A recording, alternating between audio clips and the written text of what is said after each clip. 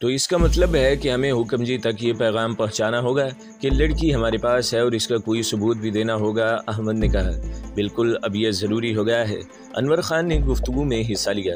पैगाम किस तरह पहुंचाया जाएगा, मैंने पूछा। इसके लिए कोई बंदा ढूंढना होगा जो पैगाम रसानी कर सके और इसकी जान को भी कोई ख़तरा न हो। अनवर खान ने कहा, क्या हम अपने इस ठिकाने को अब भी खुफिया रखेंगे? इसहाक ने पूछा। हमें ऐसा करना तो चाहिए, लेकिन मेरे ख्याल में अब हम कर नहीं सकेंगे। चौहान बोला, जब पैगाम रसानी शुरू होगी तो फिर इस ठिकाने को छुपाया नहीं जा सकेगा। वैसे भी छोटे सरकार और मुराद साहब की तरफ से इतला है कि हुक्म जी के कारिंदे इस सुरंग के आसपास पहुंच चुके हैं और चप्पे चप्पे पर हमारी तलाश हो रही है। वो लोग किसी भी वक्त सुरंग का खोज लगा सकते हैं। नरेंद्र सिंह अब जल्दी जाने की फिक्र में था। इसने बताया कि वो यहाँ से थोड़े से फासले पर एक बारसी झील डोमल के किनारे पर रहता है और इसी इलाके में भेड़ बकरियां चराता है। इसने कहा कि इसे जैसे जैसे मौका मिलेगा वो छोटे सरकार का पैगाम इन तक पहुँचाने की कोशिश करेगा। वो काफ़ी तनाव भरी और पुरजोश रात थी। मारिया की सूरत में हमारे पास एक ऐसा तुर्क का पत्ता आया था जिससे हम हुक्म जी जैसे शख्स की पसीने छुड़ा सकते थे। छोटे सरकार और मुराद साहब ने बरमला हमें यकीन दिलाया था कि जुर्गा वाले मारिया की जान का खतरा किसी भी सूरत मोल नहीं लेंगे। अब इसहाक को भी एहसास हो रहा था कि अगर वो मारिया को मार डालता तो ये कितना बड़ा नुकसान होता। आदि शब के वकल लालटेनों की मदम रोशनी में हम सातों के दरमियान फिर तवील गुफ्तगू हुई। इसमें आइंदा का लाया अमल तैयार किया गया। सबसे अहम सवाल ये था कि हुक्म जी तक ये पैगाम किस तरह पहुँचाया जाए कि मारिया हमारे पास है और इसके बदले में हमारे मुतालबे ये हैं। अहमद ने इस सिलसिले में अपनी खिदमत पेश करते हुए कहा, ये काम मैं करना चाहता हूँ। मुझे यकीन है कि हुक्म जी और जॉर्ज मुझे कोई नुकसान नहीं पहुँचाएंगे। मेरे पीछे मेरी बरादरी का हाथ है और सब जानते हैं कि हुक्म जी के सिपाहियों में मेरी बरादरी के लोगन ख़ास ओहदों पर हैं। लेकिन हम चाहते हैं कि इस पैगाम रसानी के लिए कोई गैर जानिबदार बंदा इस्तेमाल किया जाए और तुम गैर जानिबदार नहीं हो। चौहान ने कहा, इस जंगल में आपको ऐसा गैर जानिबदार कौन मिलेगा जो अच्छी तरह से हमारा पैगाम पहुंचा सके? इससे पहले कि अहमद और चौहान में तकरार शुरू हो जाती, अनवर खान ने मुदाखलत करते हुए कहा, पैगंबर चुनने से ज़्यादा ज़रूरी ये बात है कि पहले हम अपना मोर्चा मजबूत कर लें। हमारे पास इतना इंतज़ाम होना चाहिए कि हम इस लड़की के 7, 8, 10 या 15, 20 रोज़ भी इस सुरंग में गुजार सके।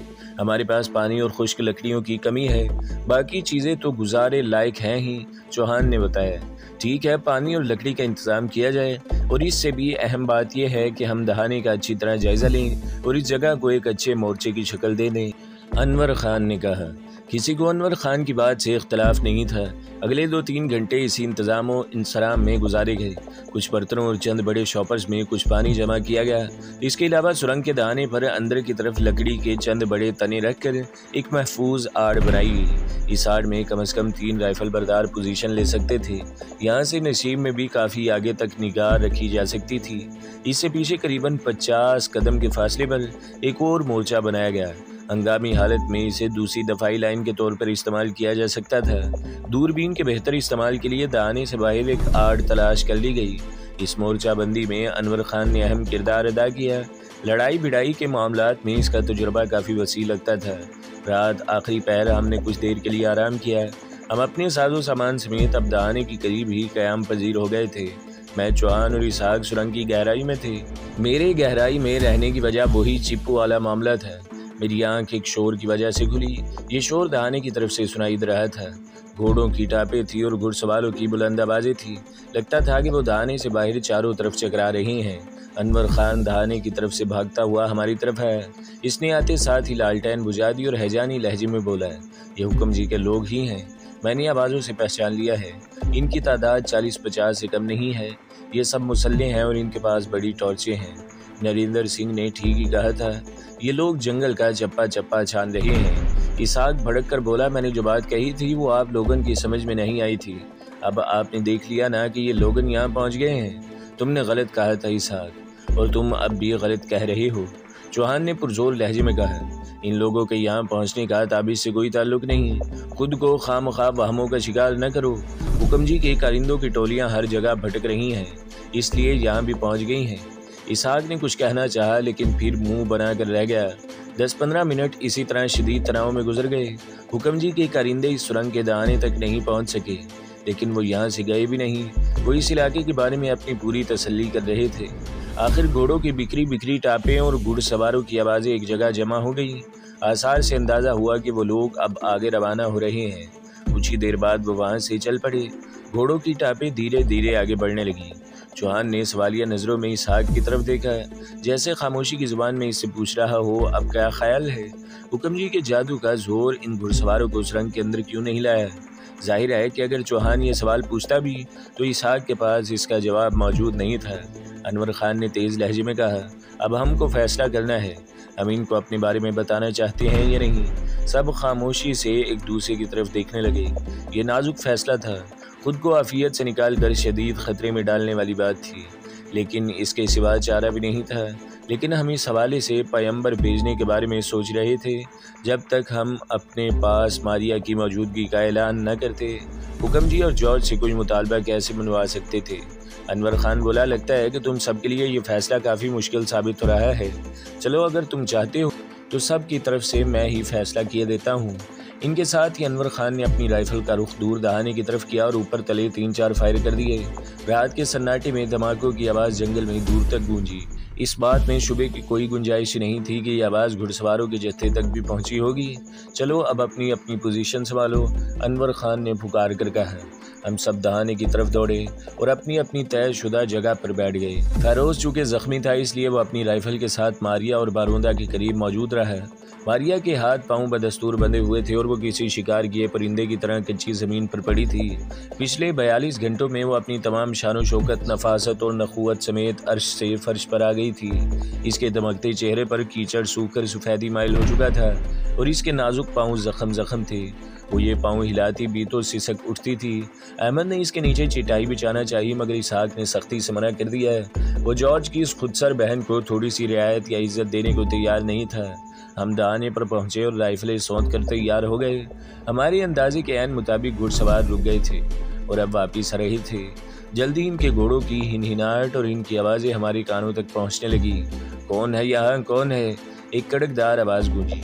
मुझे पहचानने में दुश्वारी नहीं हुई, ये मोहन कुमार ही की आवाज़ थी। वो लोग सुरंग के इर्द गिर्द घूम रहे थे, लेकिन अभी तक दहाना ढूंढने में कामयाब नहीं हुए थे। अनवर खान ने दलेराना कदम उठाते हुए अपनी टॉर्च रोशन की और इसकी रोशनी दहाने की तरफ फेंकी। अब मोहन कुमार और इसके घुड़सवारों के लिए दहाने का खोज लगाना मुश्किल नहीं रहा।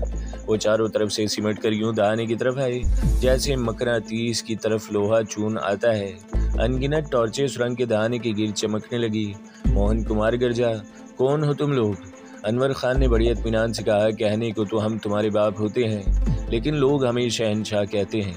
तारीकी में से मोहन कुमार की आवाज़ उभरी, अगर मैं गलती नहीं कर रहा तो तुम अनवर खान हो। मैं यहाँ इस खूह में तुम्हारी आवाज़ सुनकर हैरान हूँ। अभी तुम्हें और हैरान होना है मोहन कुमार। इतनी हैरत दाखिल होने वाली है तुम्हारे दिमाग के अंदर कि तुम्हारी हैरत दानी एकदम चौड़ी हो जाएगी और हो सकता है कि फट भी जाए। अनवर खान हर किस्म के तनाव से बिल्कुल आज़ाद नजर आता था। वो दहाने पर अंदर की तरफ लकड़ियों के तनों के अकब में खड़ा था, जबकि मोहन कुमार दहाने के सामने 20-30 मीटर की दूरी पर था। तुम सामने आओ अनवर खान और मुझे बताओ कि तुम्हारे साथ और कौन कौन है। मेरे साथ बड़े ख़ास लोग हैं मोहन कुमार, वो सामने आएंगे तो तुम्हारी सट्टी गुम हो जाएगी। पहेलियाँ न बुझाओ अनवर खान, तुम जानत नहीं हो कि तुम लोगन के लिए हालात कितने संगीन हो चुके हैं। तुमने गद्दारी की है, जिस थाली में खाया है इसी में छेद किया है। वहाँ जुर्गा में जॉर्ज साहब की कोठी पर जो कुछ हुआ है इसके सबसे बड़े जिम्मेदार तुम हो। लेकिन अगर तुम खुद को कानून के हवाले कर दो तो अब भी तुमसे रियायत हो सकत है। हुक्म जी अब भी तुम्हारे साथ नरमी का मामला कर सकत हैं। नरमी का मामला तो तुम्हारे हुक्म जी को करना ही पड़ेगा और रियायतें भी देनी पड़ेंगी। इसकी वजह यह है कि अब तुम्हारे हुक्म जी और जॉर्ज गोरा के टेटवे हमारे हाथों में हैं। ज़्यादा जोर लगाएंगे तो इनकी गर्दनें कड़क हो जाएंगी। तुम क्या बक रहे हो, होश में तो हो? मोहन कुमार ने पूछा। अनवर खान इंकशाफ अंगेज लहजे में बोला, तुम्हारे गोरा साहब की बहन मारिया इस वक्त हमारे कब्जे में है। इसका जीवन बस इसी सूरत में महफूज रहेगा जब गोरा और हुक्म हमारे हुक्म के मुताबिक चलेंगे। और ये खाली खुली धमकी नहीं है मोहन कुमार, हम मारिया को मारने के लिए इतने ही तैयार हैं जितने तुम अपनी अगली सांस लेने के लिए तैयार हो। और मैं तुम्हें बता दूं, इस सिलसिले में हमें आजमाने की कोशिश न करना। मारिया की लाश के सिवा और कुछ नहीं मिलेगा, कुछ भी नहीं। आखिरी अल्फाज कहते कहते अनवर खान की आवाज़ में अजीब दरिंदगी दुराई। दहाने से बाहर एकदम सन्नाटा छा गया। तारीकी में टॉर्चों की रोशनियाँ तो चमकती रहीं, लेकिन कहीं कोई हरकत नज़र नहीं आई और ना ही आवाज़ सुनाई दी। क्या हुआ मोहन कुमार, सकते में चले गए हो या दिल का दौरा पड़ गया है? मोहन कुमार की लर्जा आवाज़ उभरी। तुम्हारे पास क्या सबूत है कि मारिया साहिबा तुम्हारे पास है? क्या सबूत चाहते हो? इसका हाथ काट कर भेजूं, नाक काटूं या कुछ और? तुम अपने लहजे को बदलो अनवर खान, मोहन कुमार ने सिटपिटाए हुए अंदाज में कहा। अब लहजे नहीं बदल सकते मोहन कुमार, अब पानी सर से गुजर चुका है। अब हुक्म जी से और इसके पालतू कुत्तों से हमारी खुली जंग है। एक बार फिर दहाने से बाहर सन्नाटा छा गया। इसहाक आगे आया और गरजा, मोहन कुमार जाकर अपने आका को बता दे कि इसके पापों का गड़ा भर चुका है। अब यह गड़ा बीच चौराहे पर टूटेगा और सारा संसार देखेगा। अब इसे और इसके टोले को भागने के लिए रास्ता नहीं मिलेगा। हम इन्हें चुन चुन कर मारेंगे और इस राजवाड़े को इसके गंदे वजूद से पाक कर देंगे। लगता है कि तुम सब नशे में हो और इस नशे की हालत में मारे जाओगे। हम होश में हैं और अब तुम लोगों के होश में आने का वक्त है। अनवर खान गरजा, जो कुछ तुमने सुल्ताना के साथ किया है वो हम भी जॉर्ज गोरे की बहन के साथ कर सकते थे, और एक बार नहीं 20 बार कर सकते थे, लेकिन वो बची हुई है। हाँ, इसकी जान शदीद खतरे में है और यह खतरा तब ही टल सकता है जब हुक्म और जॉर्ज गैर मशरूत तौर पर हमारी कुछ बातें मानेंगे। तुम बकवास कर रहे हो। कहाँ है मारिया साहिबा? मोहन की आवाज़ तारीकी में उभरी। अनवर खान ने इसहाक को इशारा किया। वो बिफरा हुआ गया और मारिया को घसीट कर दहाने के करीब ले आया। दहाने के बिल्कुल पास पहुंचकर इसने अपने हाथ में पकड़े खमदार खंजर की तेज नोक अचानक मारिया के बाजू में उतार दी। इसके उरियां बाजू में खंजर का इंजेक्शन लगा रहा। वो बुरी तरह चिल्लाई और हेल्प हेल्प पुकारने लगी। इसकी आवाज़ें यकीनन बाहर खड़े घुड़सवारों तक भी पहुंची। अनवर खान ने पुकार कर कहा, मेरा ख्याल है अपनी मेम साहिबा के पुरजोश नारे तुमने अच्छी तरह सुन लिए होंगे। वो यहाँ बहुत खुश हैं और इस तरह के नारे अक्सर लगाती रहती हैं। अगर तुम चाहो तो इस तरह के मजीद नारेबाजी भी तुम्हें सुनाई जा सकती है। चंद लम्हे तक गहरा सन्नाटा रहा, फिर मोहन कुमार के किसी साथी की नहायत बोझल आवाज़ सुनाई दी। अगर ये वाकई मारिया साहिबा हैं तो तुम लोग जानत नहीं हो कि अपने लिए कितनी बड़ी मुसीबत को दावत दे चुके हो। मुझे तुम लोगन की बदनसीबी पर तरस आ रहा है। ये वाकई तुम्हारी मेम साहिबा हैं, अनवर खान ने ताव दिलाने वाले लहजे में कहा, और अनकरीब हम इसे ज़मीन पर बकरी की तरह लिटाकर कुंद छुरी से ज़िबा करने वाले हैं। लेकिन हम चाहते हैं कि इससे पहले तुम एक दफ़ा अपने वालिद साहिबान यानी हुक्म जी और जॉर्ज से बात कर लो। इसहाक ने एक और चरका मारिया के बाजू पर लगाया। वो फिर दर्दनाक अंदाज में चिल्लाई, प्लीज़ हेल्प प्लीज़, ये मुझे मार डालेंगे। यही वक्त था जब दो अफराद अपनी मेम साहिबा के लिए बेताब होकर दहाने की तरफ बढ़े। अनवर खान ने बेतरेक ब्रेस्ट जलाया। इन दोनों अफराद के कदमों के आसपास चिंगारियां बिखर गईं। वो बौखला कर पीछे हटे। अनवर खान बिराम लहजे में दहाड़ा, किसी धोखे में न रहना मोहन, हम मरने और मारने के लिए बिल्कुल तैयार हैं। अगर कोई हमाकत फरमाओगे तो कल शाम तलक तुम्हारी चिता के फूल तैयार हो चुके होंगे। क्या चाहते हो तुम? मोहन कुमार की मरमरी आवाज़ सुनाई दी। चाहते तो बहुत कुछ हैं और इंसान की चाहते कभी पूरी नहीं होती, लेकिन फ़िलहाल हमारी दो चार मासूम सी ख्वाहिशें तुम्हारे हुक्म जी और इसके लानती चमचे जॉर्ज को पूरी करनी होंगी। तुमने जो कुछ कहना है सामने आकर कहो। मोहन कुमार का नामालूम साथी गुस्सीली आवाज़ में बोला। सामने भी आ जाएंगे, फ़िलहाल हमारे सरों पर खून सवार है। हमारे मत्थे न लगो तो अच्छा है। अच्छे बच्चों की तरह जो कहते हैं वो सुनो और अपनी दोनों वालिद साहिबान को जाकर बताओ। जो बकवास करना चाहत हो जल्दी करो, मोहन कुमार ने कहा। हम तुम्हें सिर्फ 2 दिन देते हैं। सुल्ताना के वालिद और भाई को पूरी हिफाजत के साथ नल पानी पहुंचा दो। हमारे पास 50 नामों की एक फहरिस्त है। इन लोगों में से ज़्यादातर जॉर्ज गोरा की जेल में हैं। इनको फ़ौरन रिहा करके यहाँ हमारे पास पहुँचाया जाए। जुर्गा के राजभवन में होने वाली सारी शर्मनाक रस्में, ख़ास तौर से जश्न बहारा और सातवीं का जश्न ख़त्म करने का फिलफौर ऐलान किया जाए। जॉर्ज गोरे को फौरी तौर पर जेलर के ओहदे से हटाया जाए। मुझे फिर शक हो रहा है कि तुम नशे में हो। तुम अपनी औकात में रहकर बात नहीं कर रहे हो। अपनी औकात का पता हम सबको बहुत जल्दी चलने वाला है। फ़िलहाल तुम बेबी बच्चे बनो और जो कुछ तुम्हें कहा गया है अपने बुज़ुर्गों तक पहुँचाओ। बड़ों के मामले में छोटे बच्चे बोले तो इनको मुर्गा बना दिया जाता है। नामों की फहरिस्त कहाँ है? मोहन कुमार ने पूछा। अनवर खान ने फहरिस्त निकाल कर हमारी तरफ देखा। कौन जाएगा? इसने पूछा। मैं जाऊँगा सबसे पहले, मैंने जवाब दिया। इसहाक और चौहान ने मुझे रोकना चाहा, लेकिन मैं अपना हौसला आजमाने पर तुला हुआ था। मुझे यूँ लगता था जैसे मुझे कोई नया इख्तियार मिला है और मैं इस इख्तियार को अमल में लाकर अपनी बेजिगरी को परखना चाहता हूँ। मैंने अनवर खान के हाथों से नामों वाली फहरिस्त ली और सुरंग के दहाने से बाहर निकल आया। एक अजीब सनसनी का एहसास हुआ। मैं जानता था कि मेरी तरफ दर्जनों राइफलें उठी हुई हैं। बहुत सी खूनख्वार निगाहें मुझ पर मरकूज़ हैं और मेरे साथ किसी भी वक्त कुछ हो सकता है। इस हो सकने और ना हो सकने के दरमियान की कैफियत बड़ी मज़ेदार थी। मेरी निगाहों में इमरान का चेहरा घूमने लगा। वो भी जब कोई ख़तरे वाला काम करता था, इसके चेहरे पर भी ऐसी ही लज्जत अमेज़ कैफियत तारी हो जाती थी। मैं सीना तान कर आगे बढ़ा। राइफल मेरे कंधे से झूल रही थी। तारीकी में से एक साया निकलकर मेरे रूबरू आया। अपनी डेल डोल और शक्ल से ये काफ़ी ख़तरनाक शख्स लगता था। इसने अपनी राइफल कंधे से लटका रखी थी। मैंने नामों की फहरिस्त वाला कागज़ इसे थमाया और अनवर खान की हिदायत के मुताबिक कहा, हमारे चारों मुतालबे इस कागज़ की पुश्त पर लिखे हुए हैं। इस शख्स ने छीनने वाले अंदाज में कागज़ मेरे हाथ से ले लिया है। मैंने अनवर खान की दी हुई एक तलाई चूड़ी इसकी तरफ बढ़ाई। ये तुम्हारी मेम साहिबा की निशानी है, जाकर अपने बड़ों को दिखा देना। इस शख्स ने चूड़ी मुझसे ली और एक शोला फिशा निगाह मुझ पर डालकर वापस चला गया। इसकी आंखों में मुझे देखने के बाद बेपनाह हैरत उमड़ आई थी। यकीनन वो मुझे पहचानता था और इसे हरगिज़ उम्मीद नहीं थी कि मैं भी अनवर खान और इसहाक वगैरह के साथ इसी सुरंग में पाया जाऊंगा। मोहन कुमार ने तारीकी में से पुकार कर कहा, अनवर खान तू आग से खेल रहा है, इससे तुझे एक बुरी मौत के सिवा और कुछ नहीं मिलेगा। हम मौत के लिए बिल्कुल तैयार होकर आए हैं मोहन। समझ ले अपने कफन अपने सरों से बांधे हुए हैं और अपना कहा सुना माफ़ कराया हुआ है। अगर कब्रें नसीब हो गई तो ठीक है, ना भी मिली तो कोई परवाह नहीं, लेकिन एक बात पत्थर पर लकीर है मोहने, मरने से पहले हम तुम्हारी इस मेम साहिबा को ज़िबा ज़रूर करेंगे। इसहाक ने कहा, और ये मत समझना मोहने कि हम सौदेबाजी कर रहे हैं। हम तो इस मेम का सर उतारने से पहले सिर्फ हुज्जत पूरी कर रहे हैं। याद रख, अगर हमारे इन मुतालबों में से किसी मुतालबे का छोटा सा हिस्सा भी तेरे हुक्म जी को कबूल नहीं हुआ तो फिर ये मेम मरेगी और ये कोई अच्छी मौत नहीं होवेगी। इसहाक के लहजे की दरिंदगी महसूस करके मोहन कुमार को जैसे सांप सूंघ गया। अनवर खान बोला, चलो अब फूट जाओ यहाँ से।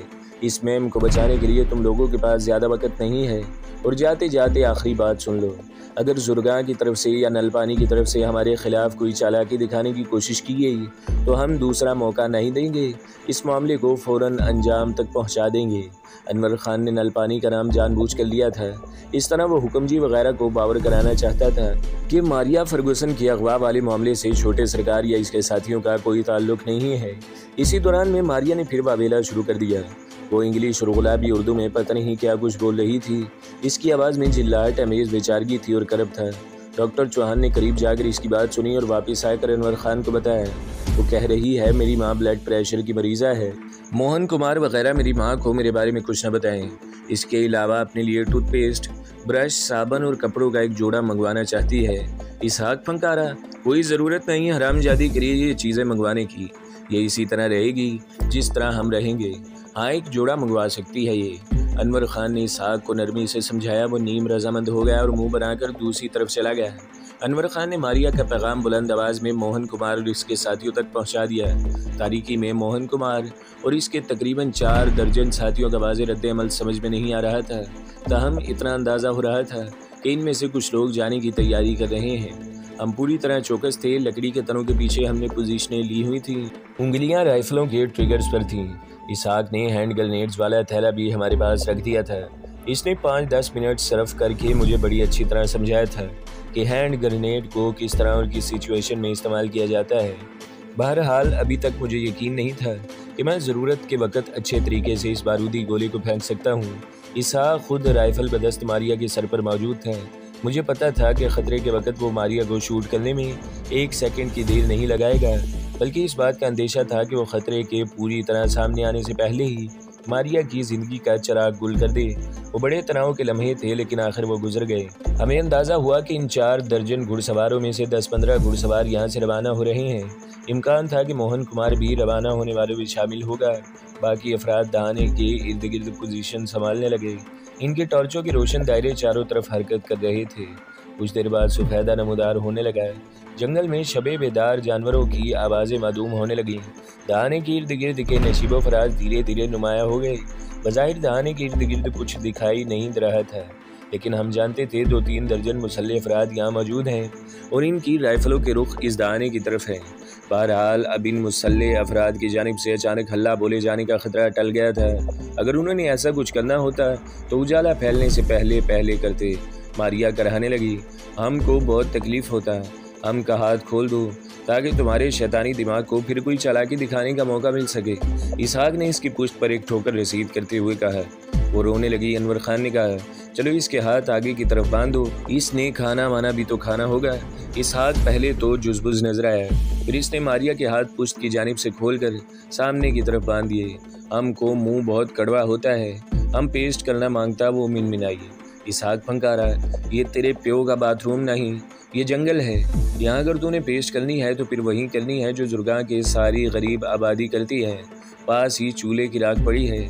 इसहाक ने इसमें से चंद कोयले निकाले, इन्हें मारिया के सामने रखा, फिर इन्हें राइफल के दस्ते से पीस कर बारीक किया और बोला, ये है वो पेस्ट जो हम लोगन करते हैं, आज तू भी यही कर।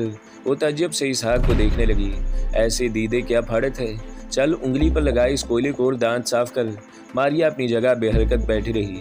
इसहाक ने भुरनाकर इसके दोनों हाथ पकड़े, इसकी एक उंगली को पिसे हुए कोयले में लुथड़ा और ये उंगली ज़बरदस्ती इसके मुंह में घुसा दी। चल ये पेस्ट जल्दी कर, नहीं तो मुंह फाड़ डालूंगा तेरा। मारिया चिल्लाने लगी। अनवर खान ने मुदाखलत करके इसहाक को पीछे हटाया और उसे घूर कर बोला, तुम एक ठीक काम भी गलत तरीके से करते हो और वो गलत लगने लगता है। फिर वो मारिया से मुखातिब होकर बोला, मैम साहिबा, ये कोयले बड़े काम की चीज़ है, इसका रंग काला है तो क्या हुआ, हर काली चीज़ बुरी नहीं होती और ना हर सफ़ेद चीज़ अच्छी होती है। आप इसको दांतों पर मल कर देखें, यह आपकी विलायती टूथपेस्ट की कमी को बड़ी हद तक पूरा करेगी। This call what a nonsense. Maria ने तेवरियां चढ़ाई। ये नॉनसेंस नहीं है मेम साहिबा, इससे तो हम लोग बड़े काम लेते हैं, इससे हमारी औरतें बर्तन मांजती हैं, कहीं ज़ख्म लग जाए तो इसको पीस कर खून बंद किया जाता है, इससे दांत चमकाए जाते हैं, कई तरह की दवाओं में भी डाला जाता है। तो दोस्तों, अगली किस्त सुनने के लिए हमारे चैनल को ज़रूर सब्सक्राइब करें, वीडियो को लाइक करें और बेल के आइकन पर भी क्लिक कर दें ताकि हर जो आने वाली वीडियोज़ हैं वो आपको सबसे पहले मिलती रहें।